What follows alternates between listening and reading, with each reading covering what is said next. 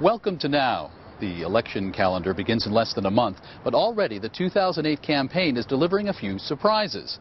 One of those is the highly unusual, largely internet-based presidential campaign of Republican Congressman Ron Paul of Texas.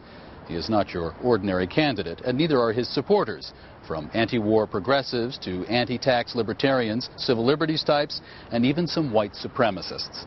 How did all this political gumbo end up in the same pot? We dove into Ron Paul Nation, the internet movement that's gone viral by tapping into the discontent and anger of voters. But can that unfettered rage in the virtual world translate into anything that approaches practical policies in the real world? Senior correspondent Maria Hinojosa and producer Carla Murthy have our report. On a chilly Saturday afternoon, several thousand people have come to Philadelphia to see Ron Paul, the Republican congressman from Texas who's running for president. One of those people is Eli Hughes. He's never been to a political rally before, but that changed one day when he was surfing on the internet. I think I was on YouTube looking for some kind of guitar video or something. He stumbled across a video like this one about Ron Paul.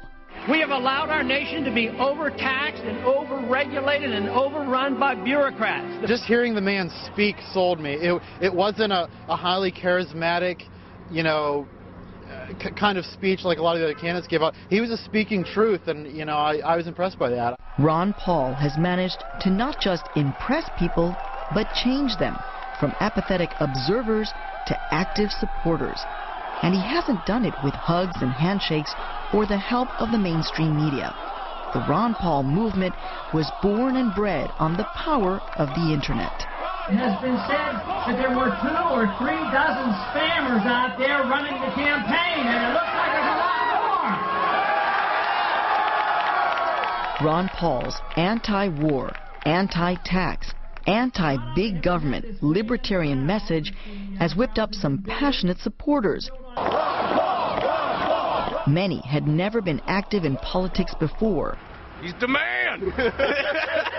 By taking the internet by storm, they've raised millions of dollars and transformed his campaign from cash-strapped to cash magnet. And that flood of money has helped turn Ron Paul into a wild card in the upcoming primaries. Hey, Ronnie!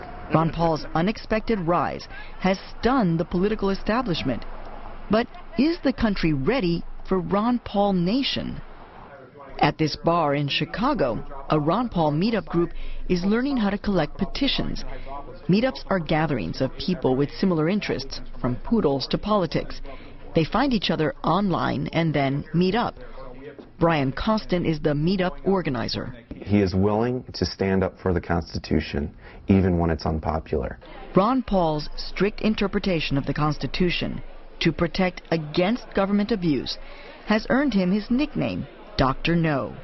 He voted no against the Iraq War, no against a federal ban on same-sex marriage, no against sending money to Hurricane Katrina victims, and no against the Patriot Act. In the age of flip-flopping politicians, Brian Costin was drawn to Paul's unwavering ideology. There's a lot of people that don't agree with every one of his issues, but are more passionate about Ron Paul than they have been about any other candidate that they've ever had. And I think that comes from his principled consistency. Welcome to Texas Congressman and Republican presidential candidate Ron Paul. Congressman, great to have you here. Good morning. Thank you. Nice to be here. We caught up with Ron Paul on the campaign trail at this local radio station in Charleston, South Carolina, and spoke with the 10-term congressman and former obstetrician in one of their studios. Congressman, people like to say that you are Dr. No. You are the contrarian. You say no to many things. So what does that look like with you as a president? Everything you say no to, you say yes to something else. If I say no to paper money, I say yes to sound money. If I say no to foreign intervention and preemptive war, I say yes to peace and commerce. I'm saying no to something that people are very disgusted with, and it's runaway big government. In the early stages of his campaign, Ron Paul was having a difficult time getting his message out. He had no name recognition and no money to pay for ads. And what little attention he was getting from mainstream media journalists wasn't helping much. What's success for you in this campaign? What's success? Well, to win is one is the goal. That's not going to happen. But even though mainstream media wasn't taking him seriously, Ron Paul was converting more and more believers to his cause. Most of the campaigns have distributed tasks, and the Ron Paul campaign has distributed power.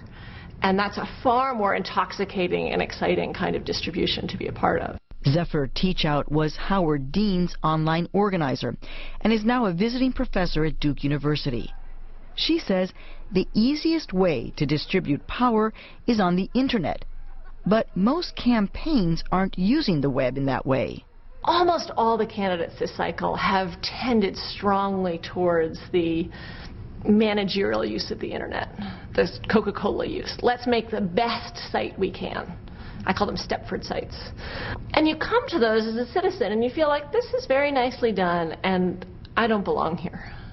There's no role for me as a thinking, creative person. Ron Paul's website was sending a different message. It was very bare bones. There wasn't any social networking sites on it. It was just a very, very basic page. Unlike the big-name contenders backed with huge war chests and an army of political strategists, Ron Paul didn't have much to work with. So his supporters took it upon themselves to plaster Paul's message all over the internet. The no rules and no authorities nature of the internet has long made it a home for libertarian ideas. So it's no surprise that a lot of Ron Paul supporters were already wired up and web savvy. It's time to take these videos to the next level. They posted incessantly on blogs, created hundreds and hundreds of Ron Paul videos on YouTube, and voted relentlessly on internet polls. Ron Paul has over 70,000 people signed up for Ron Paul meetup groups all over the country, way more than any other presidential candidate. But even though Paul was getting massive online traffic, Teachout says mainstream media was more concerned with fundraising numbers. When Ron Paul supporters say, well, we have more YouTube views than anybody else, and the New York Times says, well, so-and-so raised more money than anybody else, it's not clear why we should, as Democrats, small d Democrats, value one more than the other. Teachout says the way campaigns have traditionally worked is that money raised translates into TV ads, which translates into votes. But, she says, in the age of the internet, maybe we need to rethink that equation. Well, did I ever think I'd be a part of it? No. Enter Trevor Lyman. He works in the internet business and has just uprooted his entire life from Miami Beach to New Hampshire just to help Ron Paul. There's a slogan that goes around on signs that says, Dr. Paul cured my apathy. In fact, in his 37 years, Lyman has never voted once. It's a big leap from being somebody who never voted to suddenly changing your whole life because of a candidate. It does go to the war, and the fact that not